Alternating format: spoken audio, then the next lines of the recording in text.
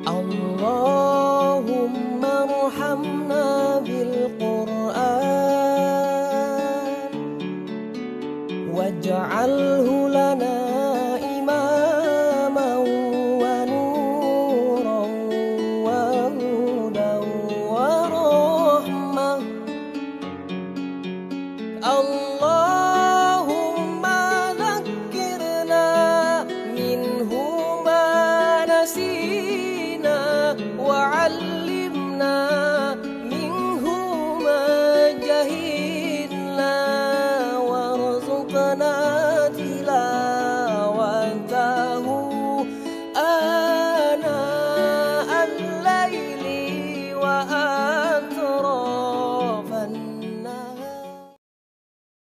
Assalamualaikum warahmatullahi wabarakatuh. Alhamdulillahirabbil alamin wassalatu wassalamu ala asyrofil anbiya wa imamil mursalin sayyidina wa habibina wa maulana Muhammadin sallallahu alaihi wasallam. Qala al-mu'allif rahimahullahu ta'ala wa nafa'ana bihi wa bi ulumihi fid dharain. Amin. Rabbana ighfir lana wa bainahum wa anta khairul fatihin. Bismillahirrahmanirrahim. Bayan syurutil iradati wa muqaddimatil mujahadah wa tadrijil murid fi suluki sabilir riyadiyah. Hari ini kita akan membahas tentang syarat serta hal-hal apa yang harus dilakukan ketika kita akan melakukan mujahadah. Wa'lam annaman syahida al-akhirata bi qalbihi musyahadatan yakin asbaha bid-darurati muridan harsal akhirah mustaqon ilaiha salikan lisabatiha. Menurut Hujjatul Islam Imam Al-Ghazali, bahwa siapa saja yang dia itu musyahadah itu menyaksikan dengan seyakin-yakinnya dengan hatinya bahwa akhirat itu adalah memang ada, maka dia itu akan menginginkan atau dia itu akan mencari bahkan merindukan akhirat itu. Jadi orang yang secara yakin, seyakin-yakinnya bahwa akhirat itu ada, maka secara pasti dia itu menginginkan dan memburu akhirat tersebut.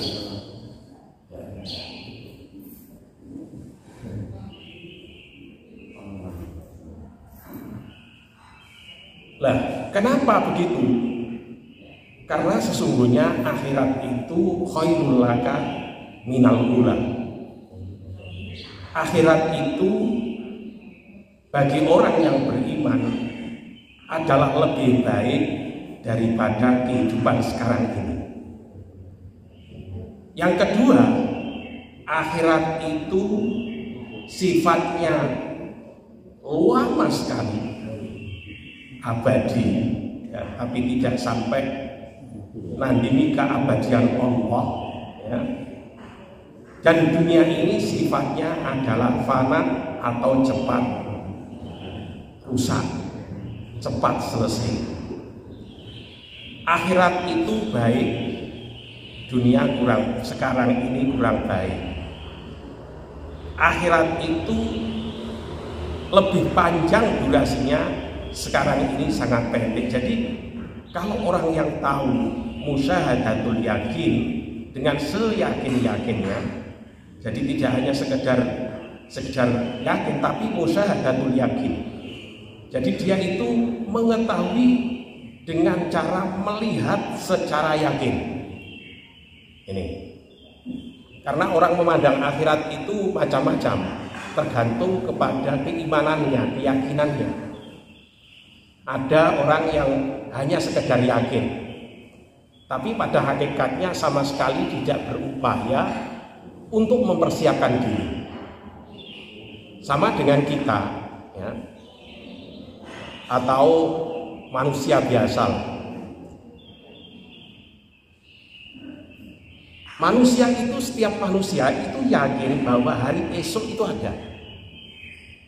Tapi beda sekali orang yang musyahadah atau meyakini dengan pasti, sehingga di situ dia melihat secara langsung bahwa besok itu ada, dan besok itu kita butuh uang untuk gini. Maka mulai sekarang itu mereka tentu memiliki kegiatan-kegiatan yang lebih aktif dibanding orang yang hanya sekedar mengatakan bahwa besok itu ada.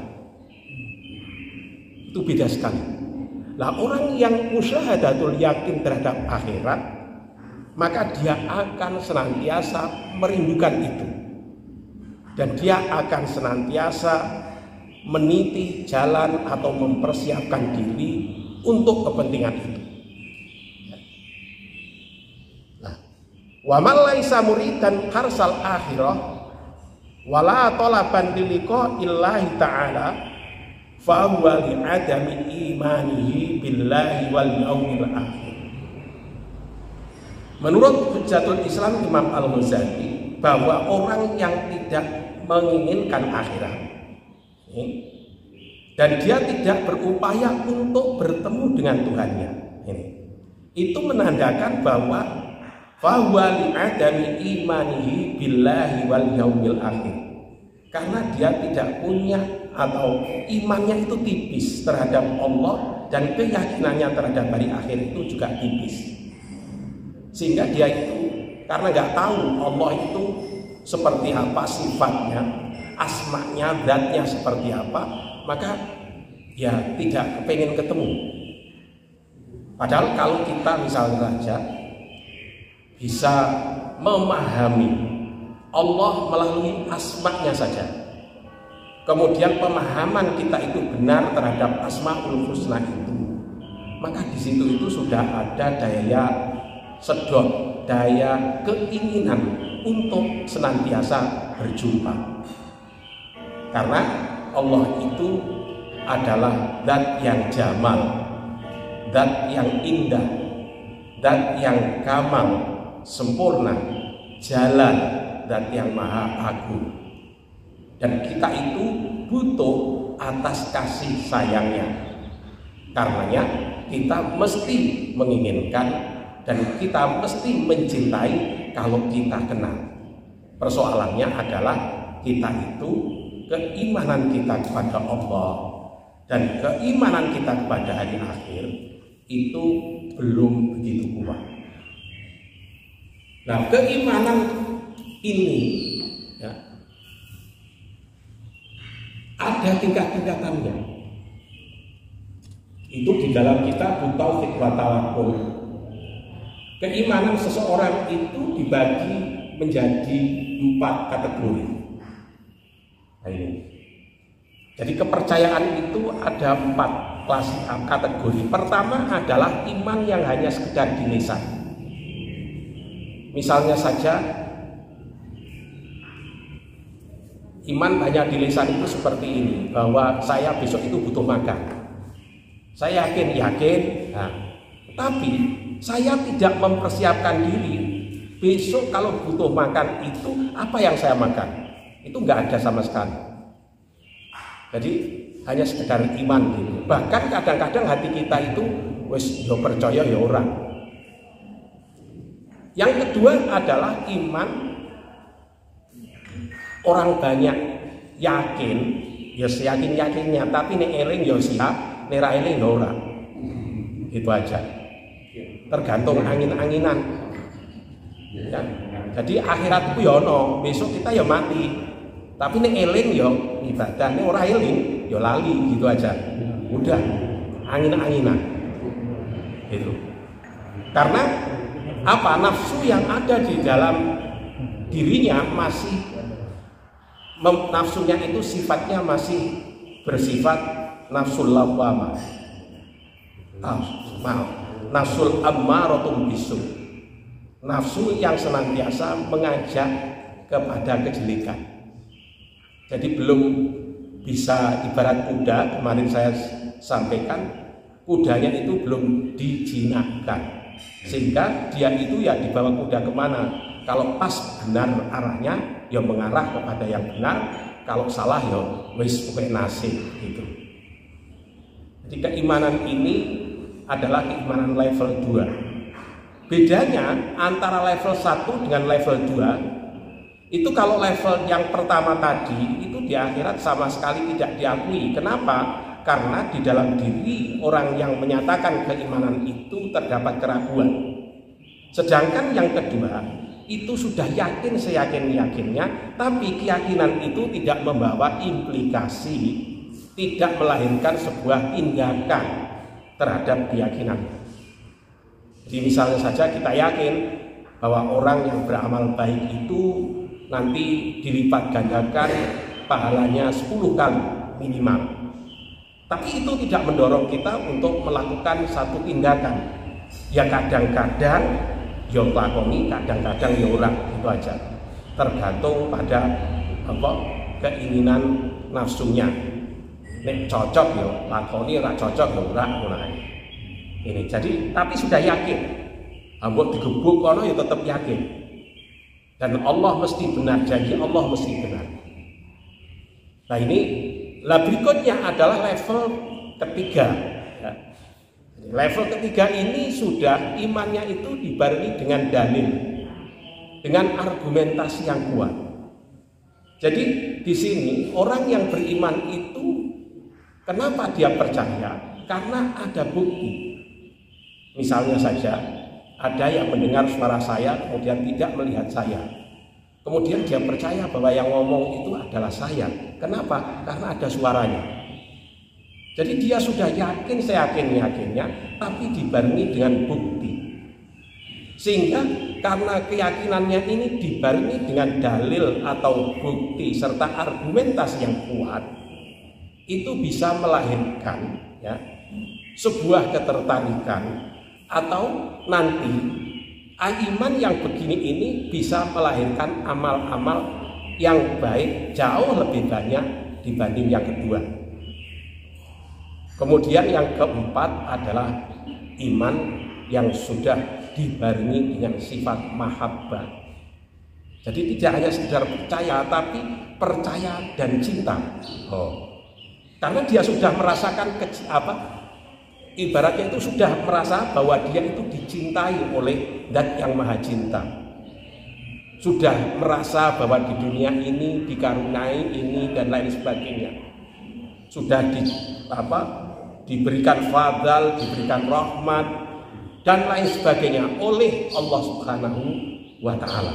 Sehingga yang ada itu hanya bersyukur dan bersyukur, sehingga dari kesyukuran ini semua tingkah lakunya itu tidak lain adalah ekspresi dari ketakwaan. Nah kalau orang itu ya, kemudian dia itu tidak memburu akhirat, nah ini, dan dia tidak menginginkan berjumpa dengan Allah, itu karena dia keimanannya terhadap Allah dan hari akhir itu masih rendah. Jadi di dalam ilmu tasawuf, dunia dan akhirat itu tidak menunjuk pada benda, tapi menunjuk pada apa? Menunjuk pada suatu kondisi atau satu etape. Dunia itu adalah ma qoblal maut, atasnya seperti itu. Jadi apa-apa yang menjadi tujuan kita,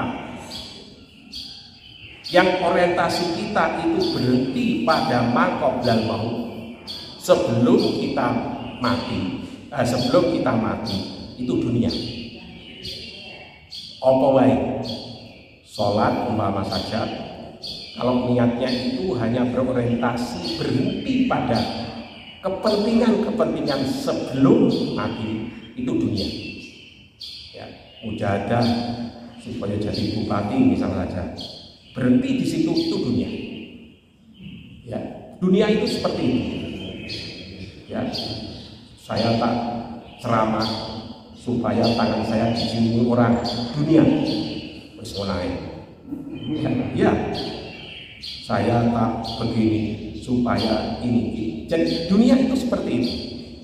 Lah akhirat itu adalah orientasi. Jadi apa-apa yang ada ini dan orientasinya itu ma ba'dal maut. Jadi orientasi kita itu setelah mati.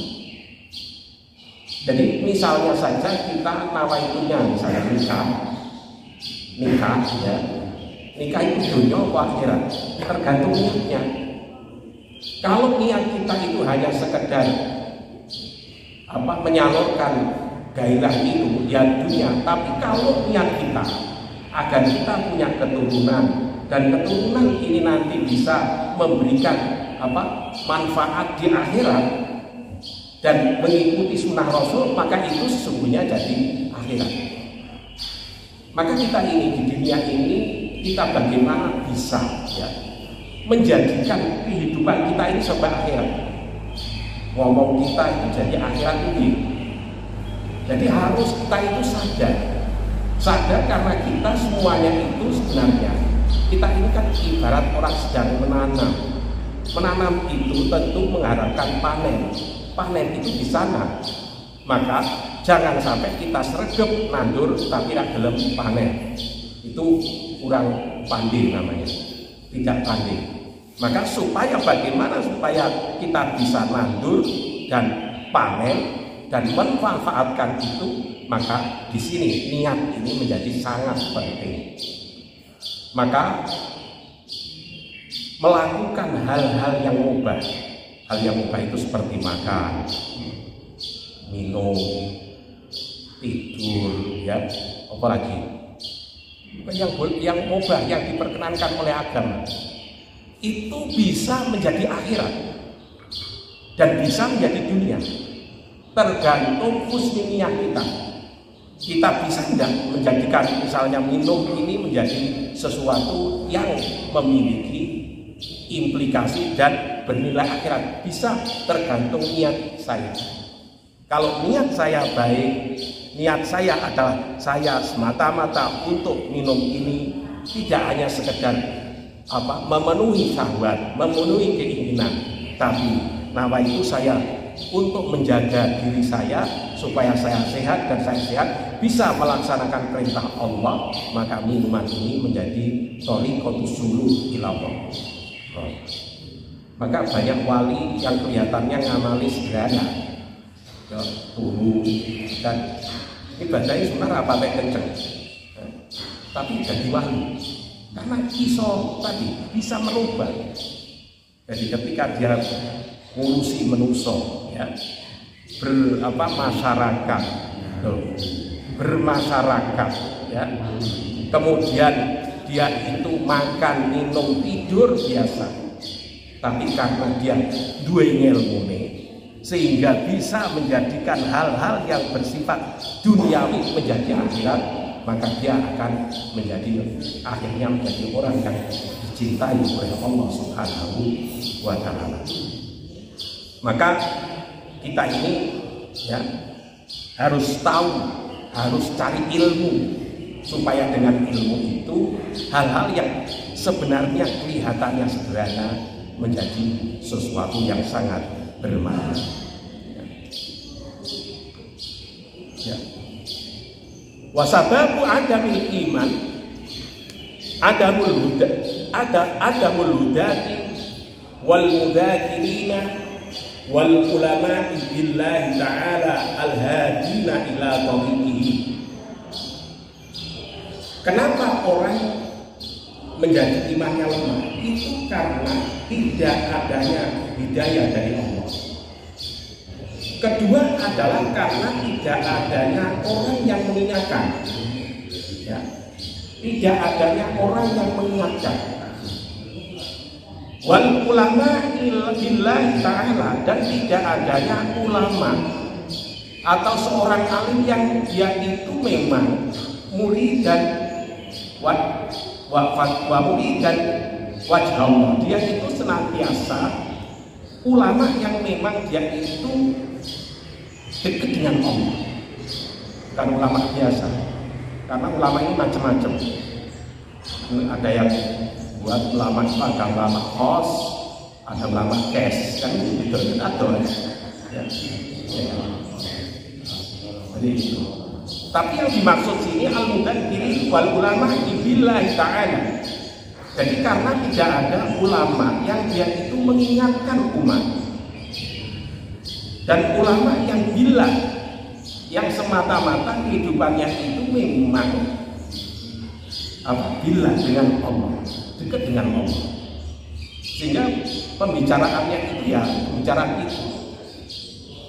Tidak kemudian Allah dibulet-bulet untuk mencari keuntungan, itu tidak seperti itu. Karena adalah Allah hanya sebagai pancatan untuk mencari yang tak. Itu tidak seperti itu. Al-hadina ila thoriqihi, yang ulama billah ini ya, yang menunjukkan, yang bisa menunjukkan ke jalan Allah. Ini untuk menunjukkan jalan Allah ini tidak mudah. Ya. Maka biasanya adalah mereka yang ahli suluk, yang memang sudah memiliki kompetensi untuk itu. Wal munabbihin, dan mereka adalah orang-orang yang mengingatkan ala haqaratid dunia. Mengingatkan apa? Bahwa hidup ini itu sesungguhnya ya penting, namun tidak, kalau dibanding dengan akhirat itu jauh lebih penting akhirat. Jadi hidup ini sangat penting karena ini menanam, ya, jangan dianggap nggak penting.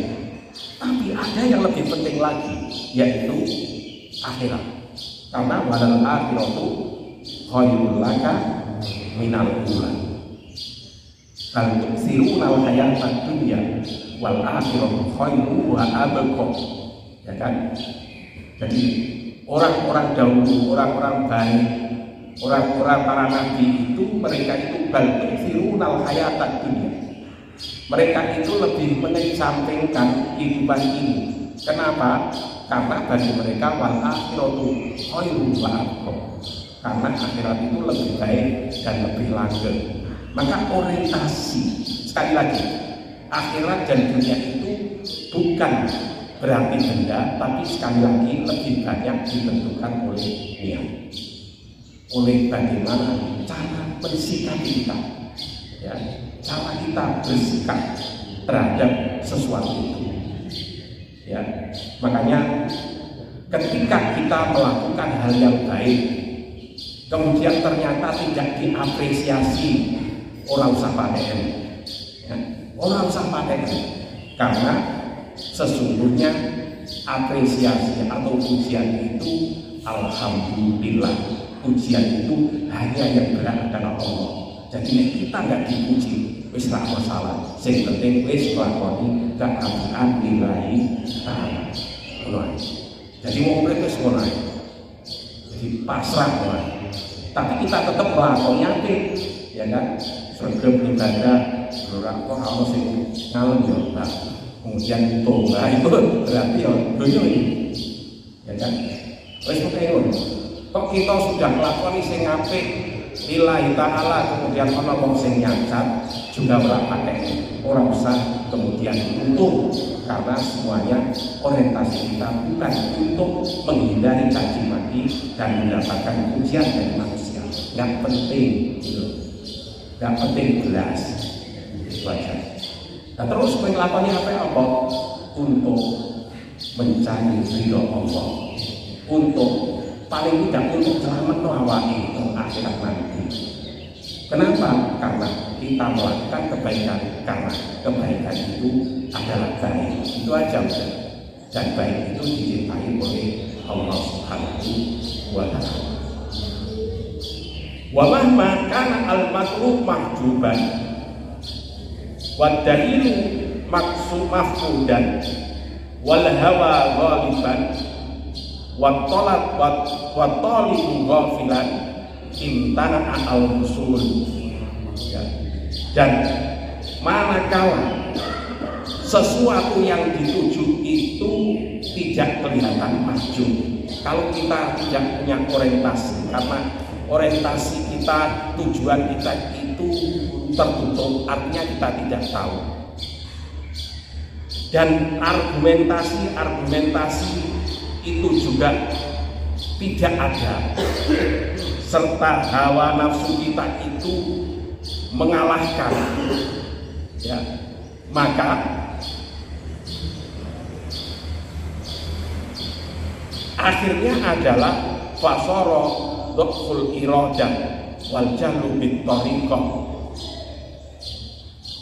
wa nutil ulama bil hawa sababan lighaflati tariqatin lahi ta'ala anisalikin fiha wa makan al matlub mahjub wa dalilul mahjub mahfud wal hawa ghaliban wa talibu ghafilan imtana'a al usul, maka orang tidak akan usul, tidak akan sampai. Karena apa?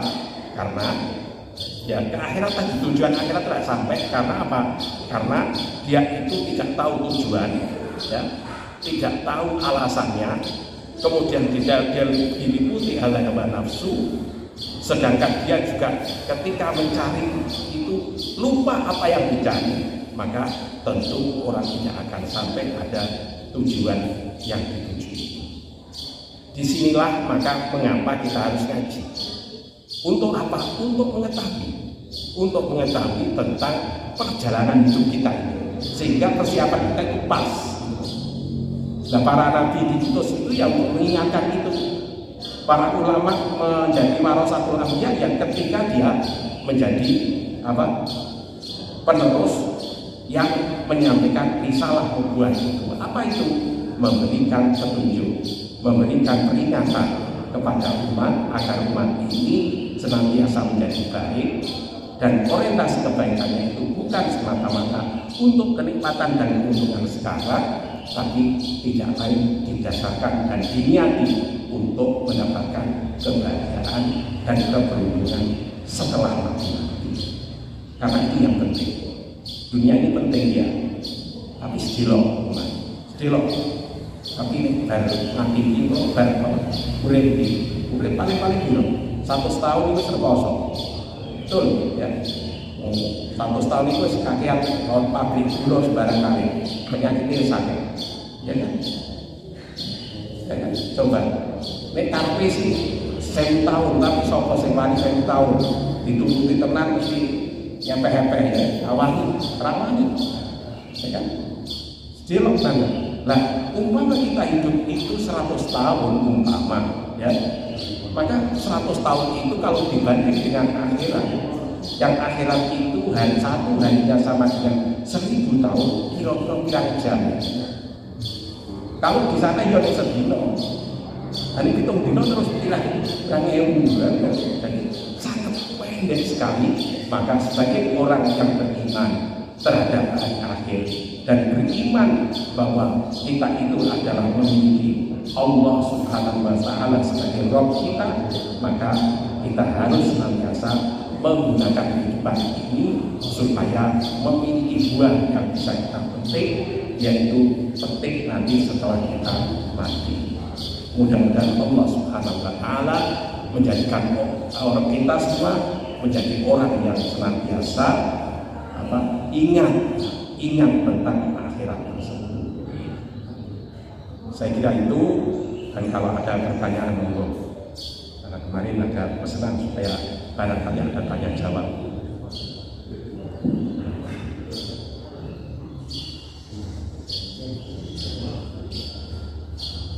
Wonten.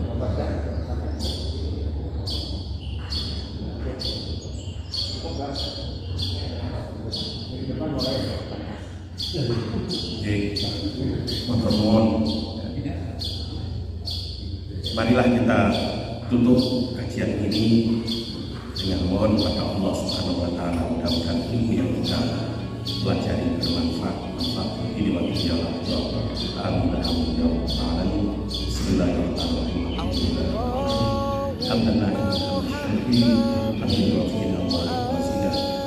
Ya Rabbana lakal hamd kama yanbaghi li jalali wajhika Allahumma ighfir lana wa li walidayna wa ikhwanina wa ahbabina muslimin wa li jaddina wa li jaddatina wa li ustadina wa shaykhina wa mu'minina wa liman haqqana 'alaina wa rasulina wa qulina minal muslimina wa muslimat Allahumma fa'alna ma 'allamtana wa 'allimna ma yanfa'una wa zidna ilma Allahumma